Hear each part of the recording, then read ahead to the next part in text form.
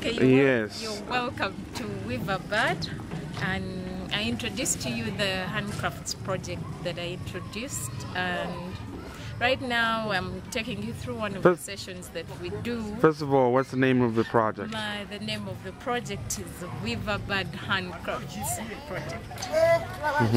Can you quickly brief us what exactly you do with these ladies over there? I can see in the background. What I do with these ladies is these ladies are gifted, they are talented, they have skills naturally. They do mats, they do tablecloths, they do so many things. All they need is some boosting to make the things more than just homemade products. They can, you know, take them out, export them, and they can survive off them than just keeping them home in their house.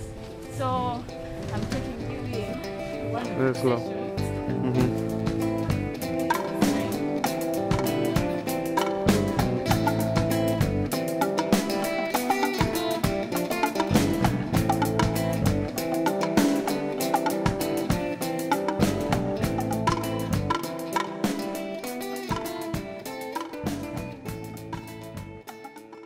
Here, today I'm teaching them how to do beadwork.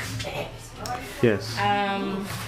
This beadwork they can include with things like the table mats. Did you call those table mats? These are table mats. Also, these can be hung like wall hangings. So if they do something like that, it can be more appealing. You know, I'm just adding more technique to what they're doing. So basically, that is included in the what we call functional art. Yeah. So, but also something, you know, functional art that they can earn from, you know, an income while they're at home. So, in other words, they're doing things that can both sustain themselves and also provide for their families. Yeah. Go ahead.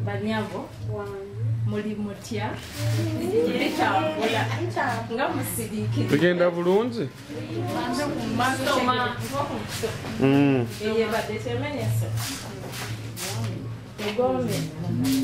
Bigomi. Kati Sheila yogera tuwulire. Kati guno musomo gwakubayamba okulungiya Wendi olazeewo. Wendi alazeewo.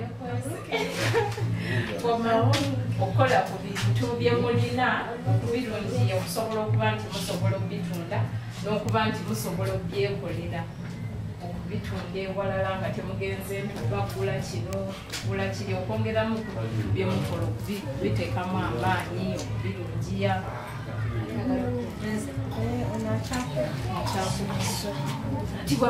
Mumaliriza n'okuba design.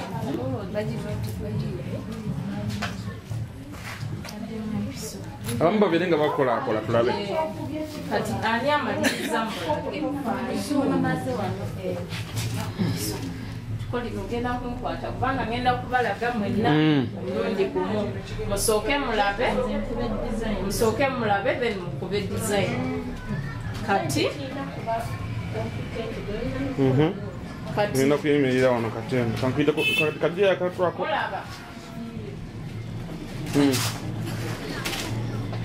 Mulaba zino gundi ze mwakozesa paper bead nazo musobola ozikozesa.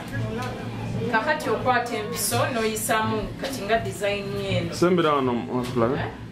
Olaba osooka n'oyisaamu empiso bwoti. Mu design ogoberera line gy'okoze ki gye wakubye. Kati olina okumakinga sure nti nno kyokola kintu kiyonjo. Olaba ng'omukeeka ogwo bw'ogusona ne guba nga muyonjo nga obuso tebulabika. Na wano ofuba okulaba nti buzi eno tekola ki terabika kungulu. Kati bw'omala ogiyisaamu n'okwata vidiyo emu kwegamba ku kyoyagala nga bw'oyagala kala gyoyagala n'oyisaamu. Mulaba mala okuyisaamu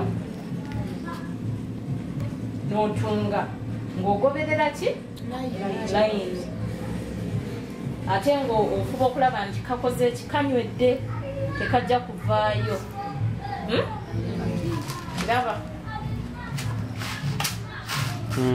oyinza n'okuddamu n'oyisaamu ogwokubiri okulaba nti no kakola ki banaye nga muli bakabi bakwata abakyala bano nalaba ebintu byebakoze nenewunya temwabireese naye kati mulaba temwabireese kati ng'ogenda ogoberera ki line ate mulaba kantu kano amanda gagenda akokukamo mulaba kantu kano genda mu town kaddiŋŋana kati naawe olina okufuba okulaba nti no kali kuli mukitegeera mu ngeri yo naawe munkwatayo mukitegeera kakati ndooza buli omu atandike kubanga kiba kibi ogamba mutukulaba otukolaba oti naawe nga bw'oba olina engeri yo akantu kuba olaba nti kakola ki kanyirira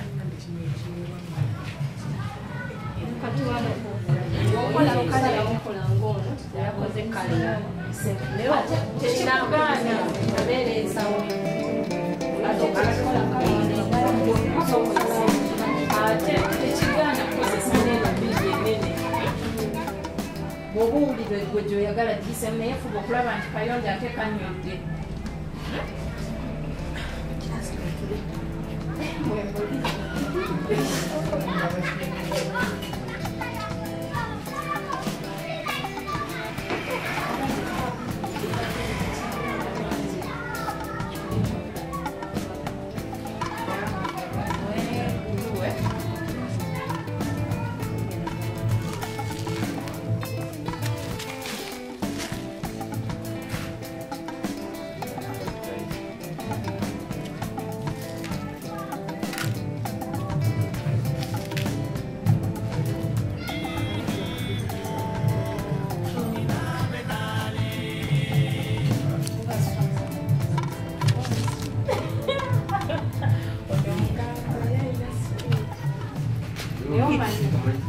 tetugenda gira nti no gujja kuggwa kati kubanga ogwo omulimu si mwangu twagadde ebbala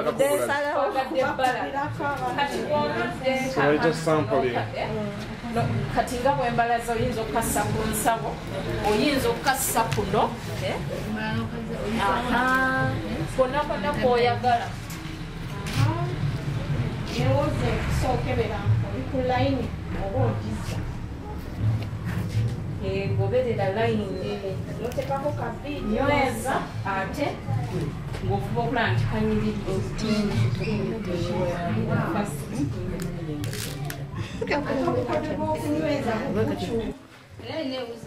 Nomadola tunyonyolenga akantu kano kokola akakyako tunyonyole kati nga bw'ogenda kakozesa ki bwe kana bw'ogenda kassa tuyekitayipingamu wali in what oyagala kakole katya katimba ku mmeeza ate omukyala no akako oyagala kakola otya skaati okawulidde ako Sheila ate ono omukyala nyabo kange katebo mmaati olaba bulina omugaso nno kati bw'oba okateeka ojja kuba olinawo okola ki wokatera kati nina engeri nalaba muluka emiteeko emirungi bate njagala galagayo engeri endala akakodyo akokozesa egyo emikeeka obutagitulako butuuzi kale nalaba wano mwakolayo kuki obusawo naye ndaba obusawo bwama butono kati nze nabaleeteddeyo ekikapu kyame mulabe mulaba banaye tusooke tusiriseemu ku buntu buwoomye buwoomye kati tubuulira ekikapu ekyo kati ndaba wano mukola omukeeka wansi okusona wansi. So is that basket the basket made for like shopping? Yeah, shopping basket. Okay. Yeah. So basically you're going to teach them different styles on how and this is what they do to create.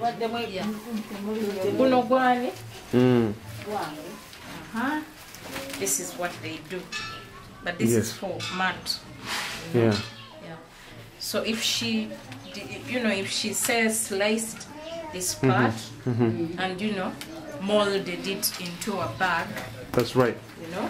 and then we put a couple of handles like this. Yeah, because we see she has a very good design. Bana. So it's vernacular.